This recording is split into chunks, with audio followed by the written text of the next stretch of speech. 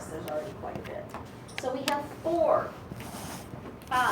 we have five things that are going on Wednesday's test. There are 5 questions on molecular diagnostics. I've already basically told you you have to do the MTS module, and you have to read the chapter summary and look at the questions. There are 5 questions on the test. That's it. That's all the reviewer is going to do with it. Molecular diagnostics, that's the chapter I told you you have to read. And like I said, if you read the summary, look at the questions, that should be, I've already narrowed it down for you a little bit there. And you are required to do the test on MTS. Required to do that. Okay. The next one we have is bacterial antigens. Okay. So we will start with strep.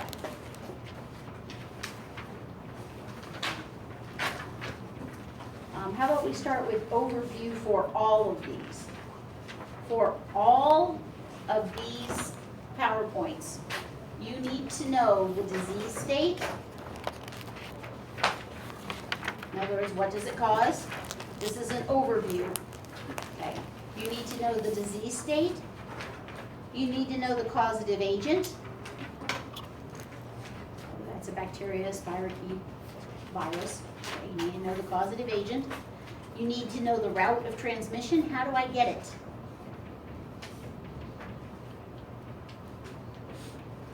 You need to know the appropriate testing.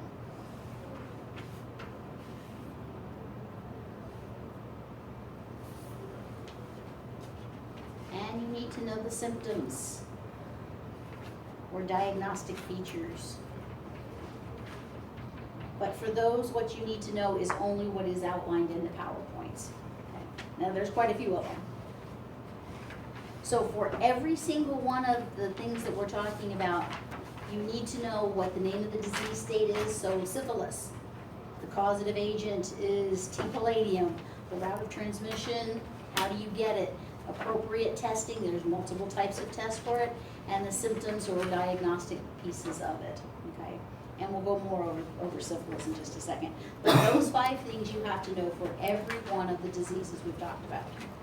Okay? Every one of the viruses, every one of the bacteria, because really, that's the meat and potatoes of the laboratory science, is knowing what the disease is, how you get it, and most importantly, how do I test for it? So if the doctor calls down and wants to know what test he needs to order, you should have a clue and not go boo-boo. You should be able to sound intelligent. Even when you say I don't know, you should be able to sound intelligent. All right, so we will start with strep. You're going to need to know what causes it, which is what? What causes strep? Strep, which one specifically are we talking about? Group A. Group A, and what is the long name for it? What's its species name? Pyogenes, strep pyogenes. You're going to need to know that it is a gram-positive cocci.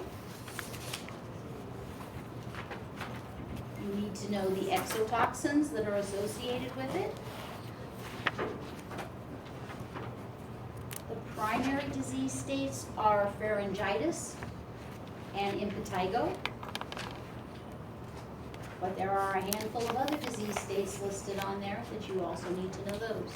Acute glomerulonephritis, bacterial endocarditis, otitis media, scarlet fever, etc. There's some other ones there. So this would be on the PowerPoint, bacterial antigens. And it's the first several slides.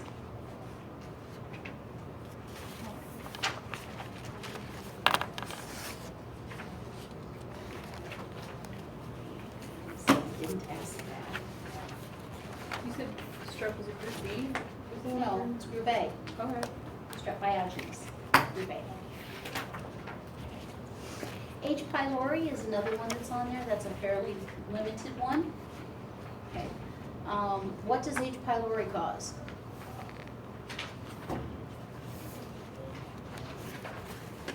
What's our disease state that's associated with H. pylori. Ulcers, what else?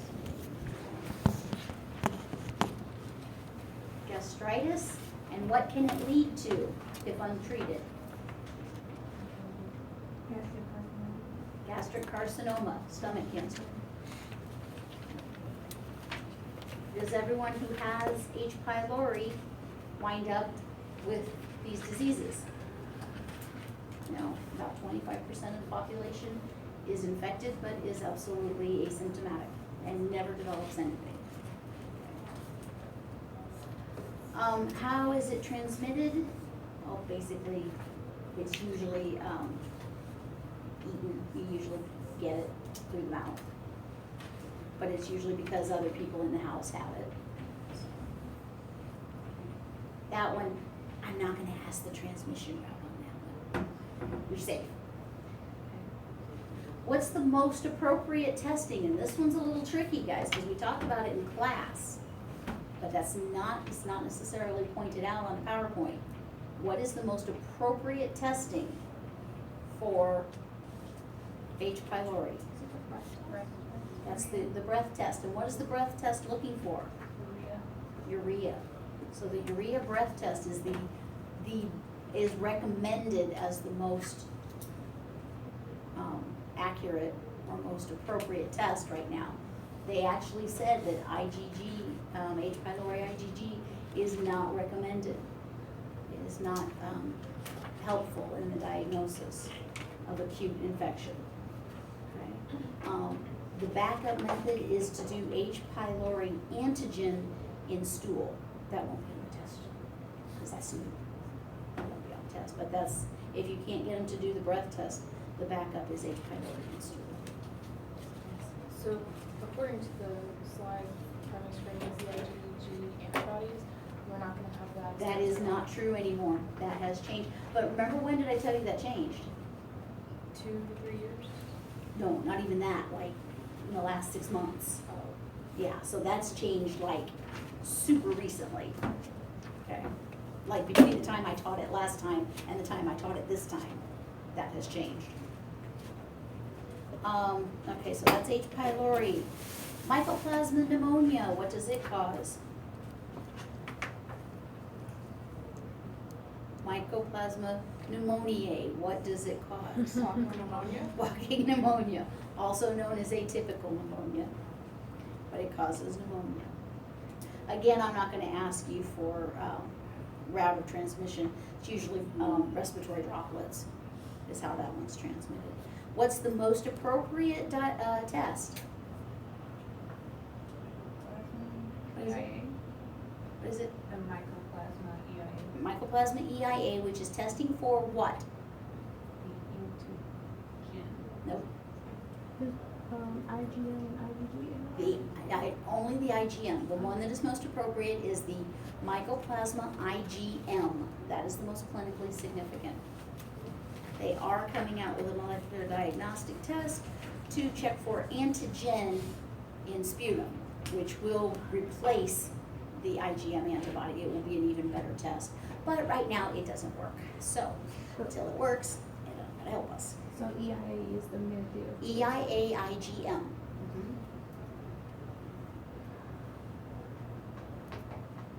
That was the antibody, right? Right, testing for IgM antibody. I mean, I guess you could use other methods to test for it. It wouldn't have to be EIA. You could do hemagglutination or any of the other methods that are out there. It's just EIA is pretty much the serology of choice these days. The next ones are the rickettsial diseases. What are the 2 rickettsial diseases we talked about? What? Rocky Mountain spotted fever. Rocky Mountains, you hang on to that thought, Tashawn. Rocky Mountain spotted fever and? Bergen. No, you're on the wrong one. Murine typhus. And how are those transmitted? Through. A flea, a tick bite. A bug bite, yes. What did you say? Technically, whatever. Tick, flea, mite. Wasn't there a Lice. term for that? A Hmm? care, wasn't there a term for that? Like a There care- is a term for that, and it would be really good if y'all knew the term for that, like question number 12 or something, I don't know. What is the term for an arthropod that is responsible for transmitting the disease? A vector. And the technical definition of vector includes the fact that part of the life cycle requires that arthropod. So you can have something that carries it, but to truly be a vector, part of the life cycle requires the little buggy, the microbe, to wind up in that bug, in that insect as part of its life cycle.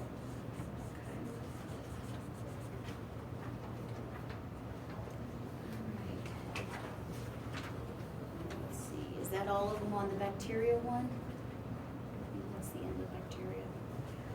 All right, then we're gonna move on to spirochetes.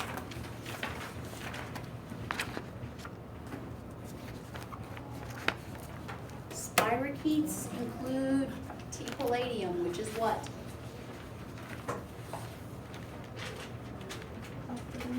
What does Treponema palladium cause? Syphilis. I'm going to tell you right now, study the stages of syphilis very, very, very, very closely, very, very thoroughly, and very, very carefully, because that's the essay question. And I want a thorough explanation, including symptoms, including what happens during that stage, including the name of the stage, or whether you're infectious or not. All of that information needs to be on the essay to get 100% credit. You said that the St. Louis area was the #1 area for syphilis, At one point, I don't know that it is anymore. but we're still seeing it in the lab quite a bit. I think so, yeah. But like I said, that's. Syphilis testing. We talked a lot about syphilis testing. You need to know, what is an RPR testing for? What are we looking for with RPR? Smack you. All right, what are we looking for with RPR? We're looking for reagin. Okay, RPR stands for rapid plasma reagin.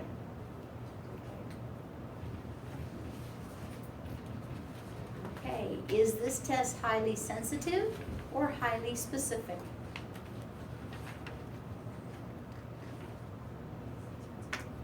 What? Highly sensitive.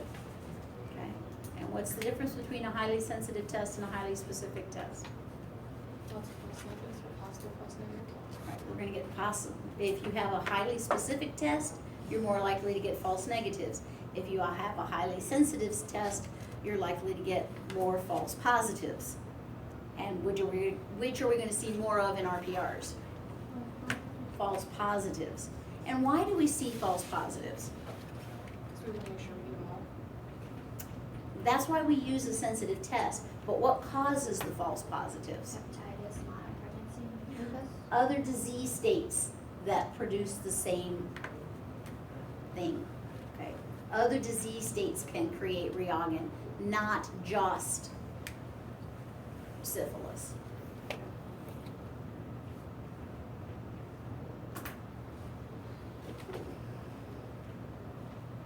What is the confirmatory test for syphilis? If we have a positive RPR, what is my confirmatory test? Lock protection. That's the methodology for the RPR. The BDRO. Treponemal antibodies. The fluorescent treponemal antibodies, the FTA. And the FTA looks directly for the livers.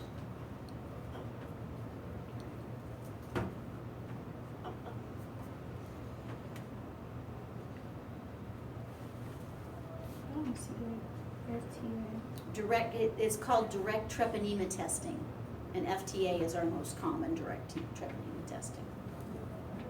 So if I'm looking for it, I'm gonna screen with the RPR. What am I gonna do if it's positive? So Do it again. No. What am I gonna do? Do it again.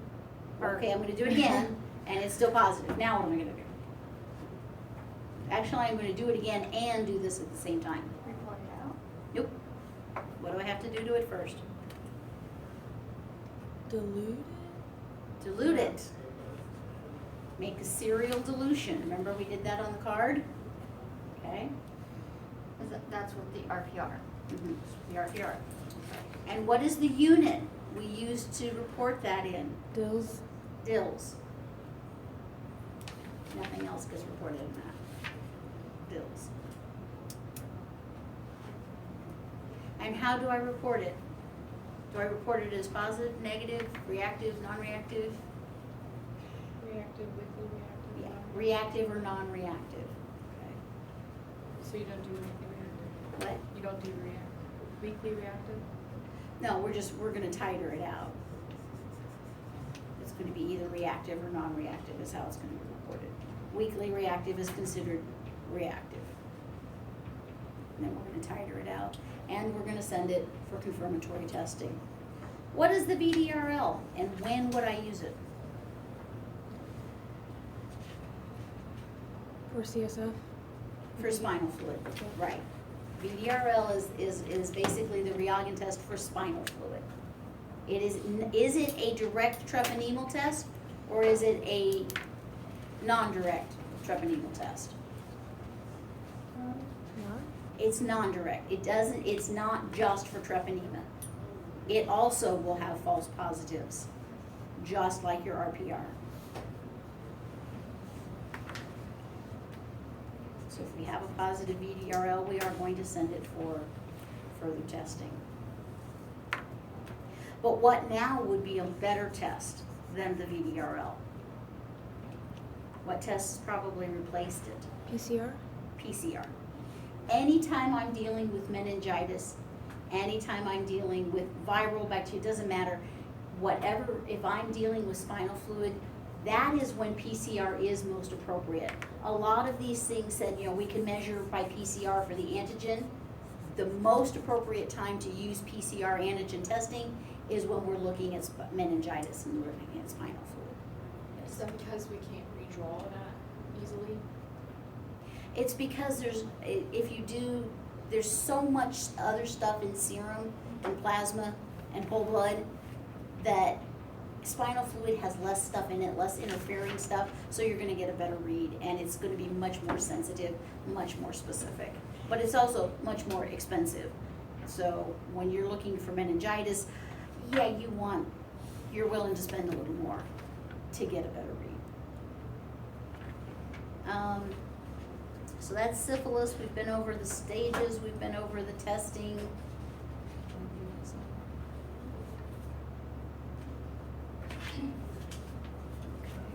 What is T. palladium? What kind of organism is it? We talked about strep is a gram-positive cocci. What is T. palladium?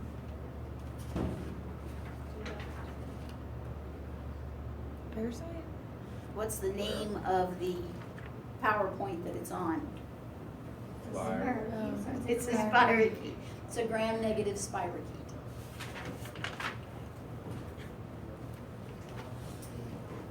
Okay. What is the other gram-negative spirochete disease that we talked about? Lyme disease? Lyme's disease. And what organism causes Lyme's disease? Borrelia burgdorferi? Hey, that's pretty good. Borrelia burgdorferi. It's just straight Latin. Borrelia burgdorferi causes Lyme's disease. How is it transmitted? Vector, most notably it's deer tick. What are the symptoms of Lyme's disease? You'll need to know that. The rash, bullseye rash, And there's a specific name for that rash. erythema migrans. Erythema migrans. Yep.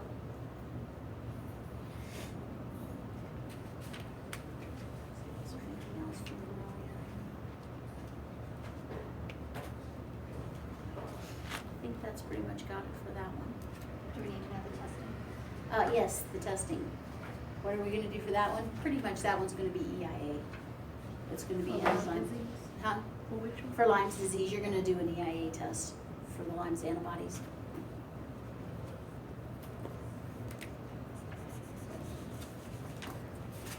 All right, that's our spirochetes. Okay. Now we move on to our viruses. We got lots of viruses, okay? You need to know which ones are DNA and which ones are RNA.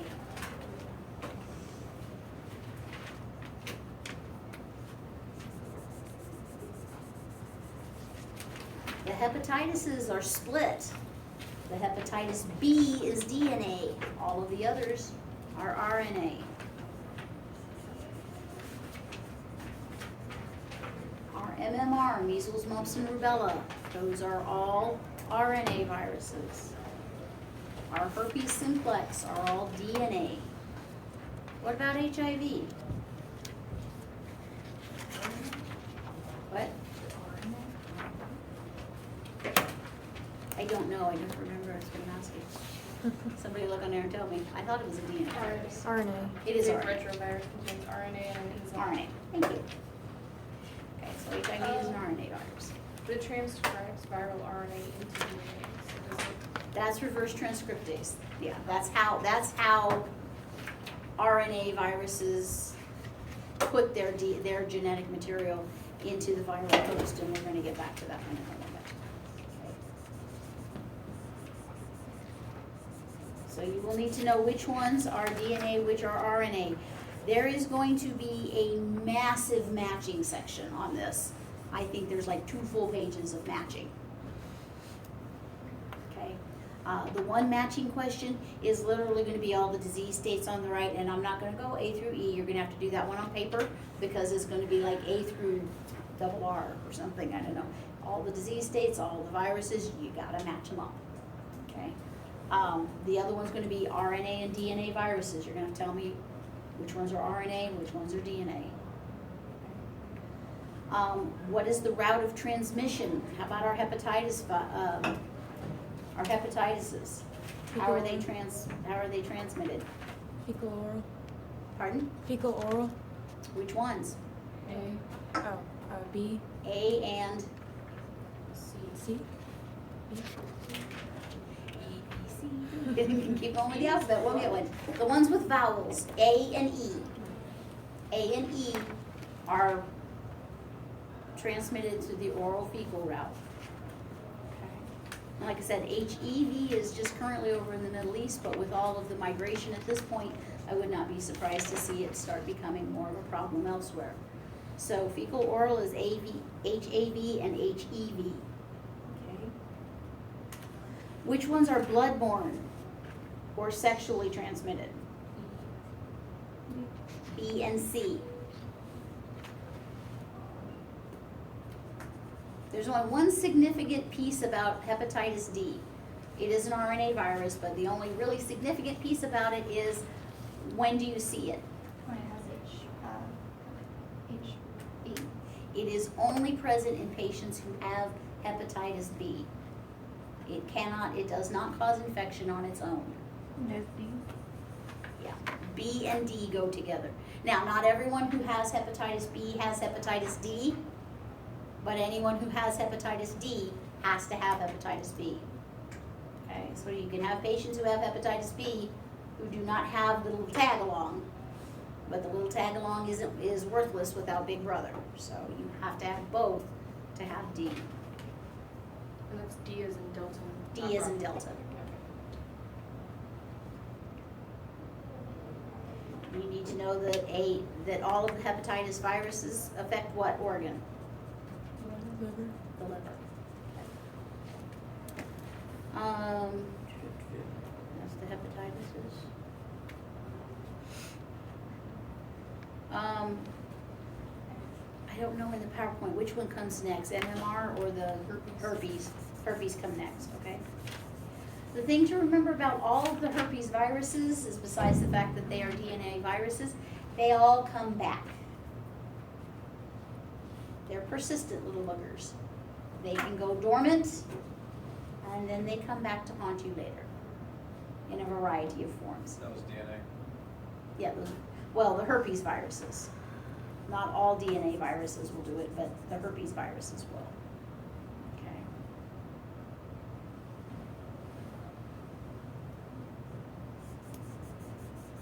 You don't ever really get rid of those.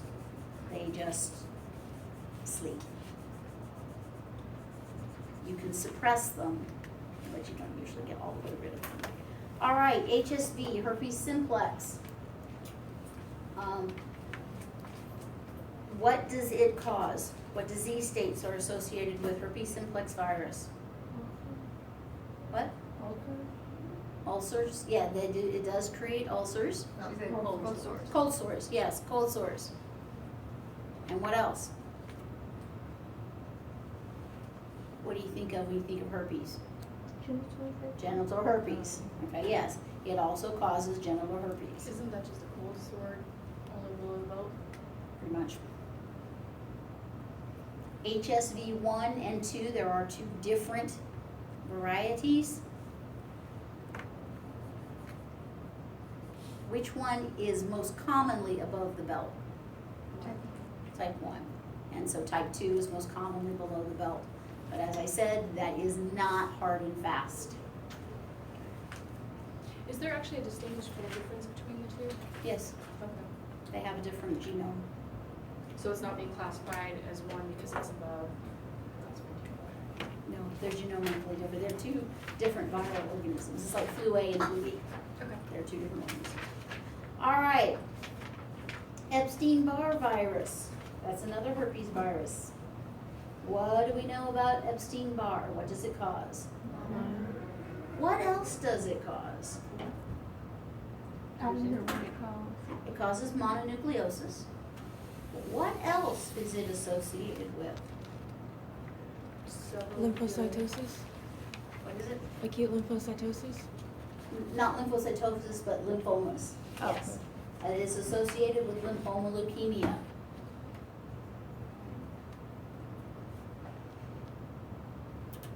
There are multiple antibodies that we can do against this thing. I'm not gonna differentiate them out for you now, but there are multiple antibodies against it. The general screening test, the old ones, what kind of antibodies were they differentiating? What did we refer to them as? They're not, Heterophile. what are they? Heterophile? Heterophile antibodies, okay? And what do we use to differentiate the heterophile antibodies? Guinea pig, ox, horse, and sheep. Sheep horse. Yep, guinea pig, horse, ox, and sheep. What were the names of those tests? All Monospot. Bennell, Davidson, and Monospot. the monospot. Okay, that's all I'm gonna ask you to know. I'm not gonna ask you to draw, just don't break Jean's heart and tell her. It really is not the best use of your time. And I do have it all figured out now, it took me a while, but I got it figured out. Little pictures and, yeah, when I'm preparing for next year's lectures or preparing for that year's lectures, that's usually when I figure it out. And that's what I was doing, was trying to draw the pictures on the computer screen instead of on a piece of paper. All right, so Bennell, Davidson, and monospot, those are looking to differentiate heterophile antibodies. That's EBV. What does CMV cause? What is significant about CMV? Newborns? Yeah, it is not newborns, fetus. Congenital CMV is extremely harmful to the fetus.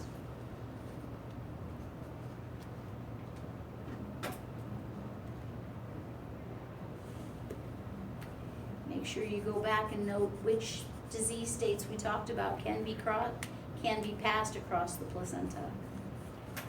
Is it all of them that are related to or associated with IgG? Nope. Well, yeah, it's no, this is with the causative organism Oh, okay. goes across. If it's on the PowerPoint, you need to know that it can go across. Consyphilis. Anybody remember what the defining feature of congenital syphilis is? Necrotizing phalangitis. Need to know that. All right. Where was it? Varicella zoster, VZV. What two disease states does it cause? Chickenpox and? Some kind of Shingles. shingles.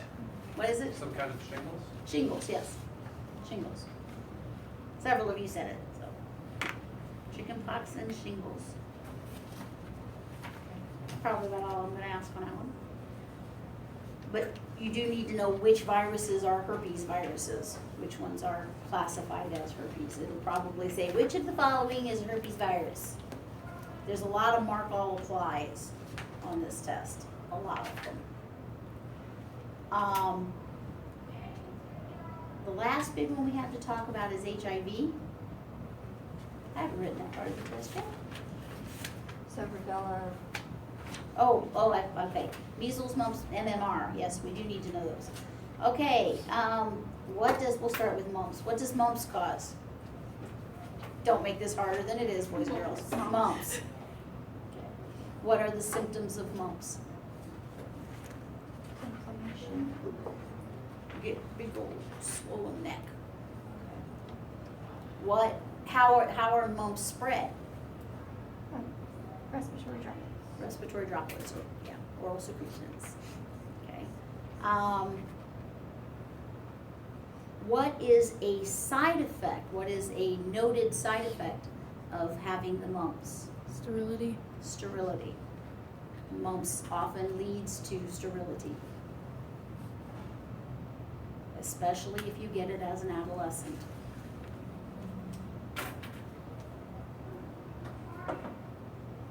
Okay, what do both rubella and rubeola cause?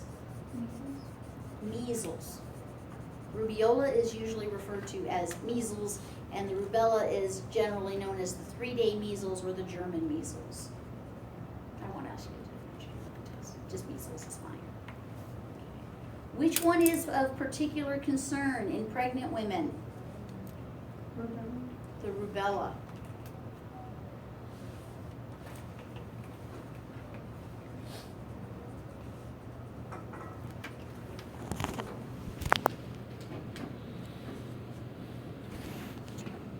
What is the most appropriate testing pretty much for any of these viruses? PCR. No. No. Unless you're looking for meningitis, no. Yeah. Oh, ELISA. EIA testing for the antibodies.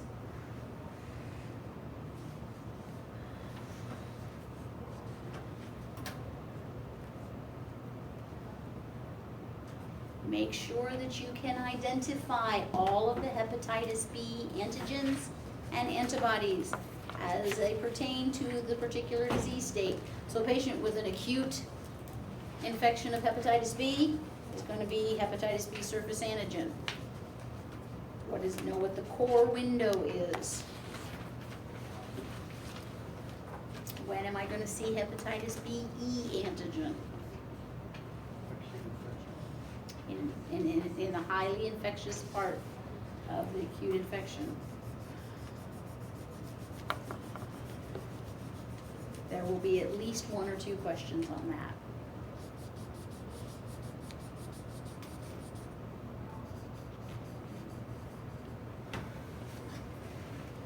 The organisms that we've talked about thus far, which ones can cause meningitis?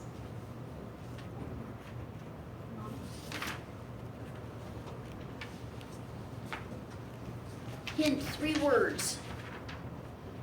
All of them. All of these can cause hepatitis, including strep. Meningitis, right? Meningitis, I'm sorry, meningitis. including strep, including Lyme's disease, Rocky Mountain spotted fever, typhus. Pretty much H. pylori and M. pneumoniae are the only ones that don't cause meningitis. And I wouldn't rule out mycoplasma, I'm not sure on that one. But pretty much all of these can cause meningitis. What were the exceptions? The mycoplasma and the H. pylori are about the only ones that I know of, that I don't know. I'm sure the H. pylori doesn't, but the mycoplasma is the only one I don't know that it does. Viruses in general, just overall, know the structure is a protein coat around some RNA or DNA, and then it can have a glycoprotein lipid outer layer. How do viruses replicate? They don't go do the nasty and have little babies. How do they replicate? We hijack our cells. They hijack the cells. Viral replication only occurs inside of a host cell.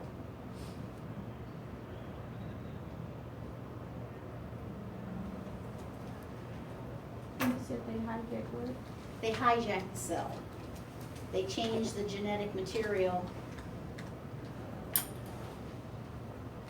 So all it does is make viral particles. Is it usually lymphs that they're hijacking, or is it No, any cell? it's usually not. It's a variety of cells. Rhinovirus is gonna hijack the lining cells of your nose. The herpes virus is gonna hijack your skin cells and your neural cells. They each have different targets.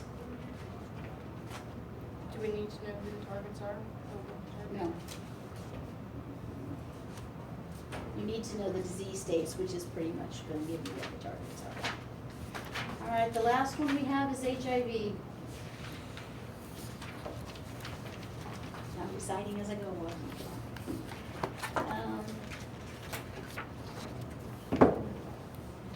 Know the basic structure of HIV.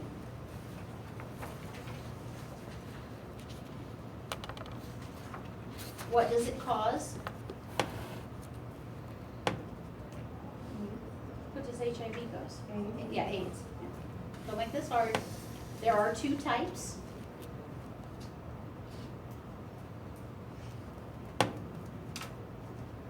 All over West Africa, Pardon? two types, one, Two. There's type 1 and type 2. There, type 2 is limited pretty much to Africa. Type 1 is everywhere, but I won't ask you that because epidemiology can change in a heartbeat. You need to know the genes, the 3 genes that are associated with HIV. The GAG, the envelope, and the POL. The GAG, the ENV, and the POL. These are found on the outer membrane. You also need to know the antibodies that are tested for. GP 160, 120, GP 41, and P24. Which one is associated with screening the blood system? P24. What cell does the HIV infect? Which are what? Helper or?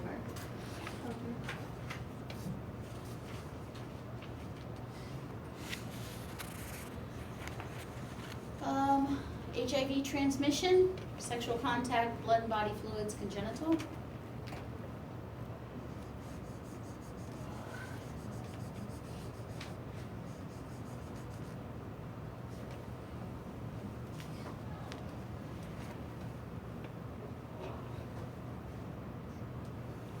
Know the phases of HIV, although not nearly as well as I want you to know the ones of syphilis.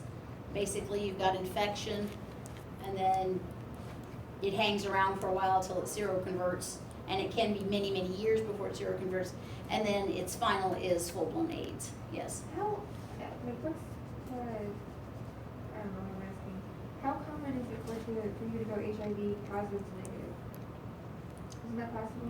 It is possible, but all that means is that we have beat it back enough that you can't measure it. So it's just like when you have, say, chicken pox, and then you're chicken pox negative, but it'll pop back out as shingles later. You've merely gone below our detection limit, Okay. which is why we report them as non-reactive, not negative. But it's still transmittable at a low.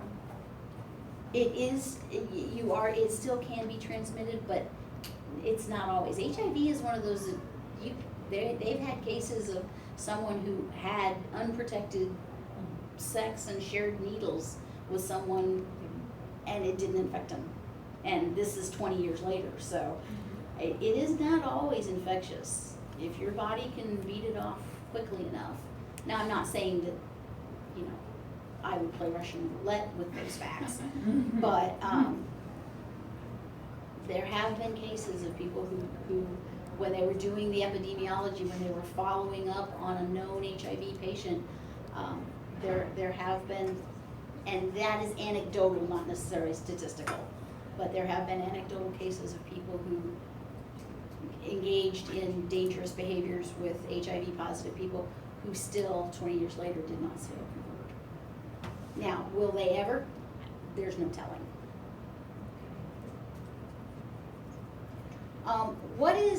What types of diseases are AIDS patients susceptible to? Are we talking bacterial infections, viral infections? Bacterial and fungal. You're looking more at the fungal infections, parasitic infections, and weird,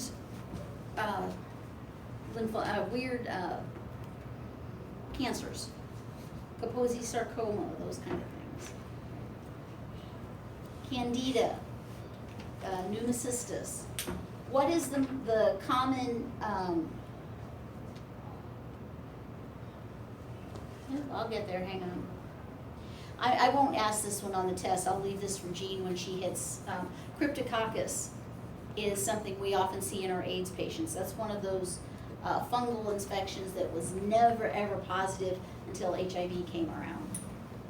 It just, people didn't get it. And then once we saw HIV patients, we saw that come up. Okay. Are we gonna see viruses and micro? Not as, in viruses, no. You're not gonna see viral. Pretty much viruses are gonna be treated with serology. So you see what we're gonna, that's why the viral disease states are in this class. How do we treat AIDS?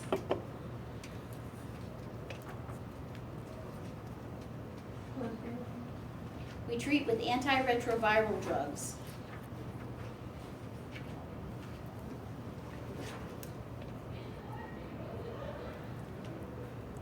AZT was one of the early ones, but it certainly it's not the best. First of all, the side effects from it were horrendous. How do we test for HIV? What's our initial screen? CD. Nope, what's our initial screen? The Nope. VIA. What? Rapid HIV. Rapid HIV, which is looking for what? Nope, Oh, it's reaction, reactive or non-reactive? it's looking for non-reactive, reactive what? What are we looking to react in our initial screen? HIV virus. Nope. HIV antibodies. We're screening for HIV antibodies by EIA. That's our initial screen. What is our confirmatory test? Is Western blot. And how many of the antibodies have to be positive for them to call it AIDS? 2 out of the 3. Okay. Monitoring HIV. How are we going to monitor progress of HIV? There's 2 basic ways. The one y'all were shouting out earlier. CD4 screen. Right, we're gonna look for a CD4 count or our CD4, CD8 ratio.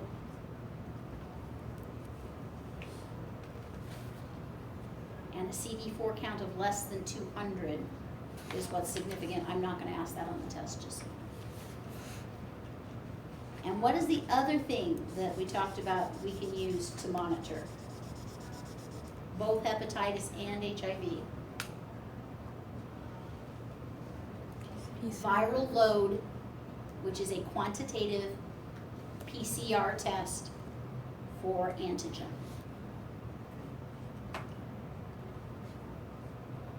We see viral loads in hepatitis, especially HCV, and in HIV, to see how much of the virus you actually have. Would we do a quantitative HIV on a patient who is not a positive screen? We have a couple of doctors who think you should, but no. We try to talk them out of it.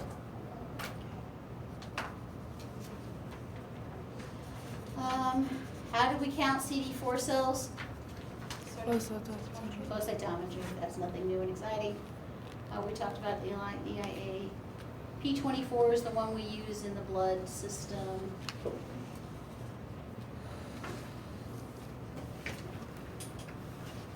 And I think that's it. As if that's not enough.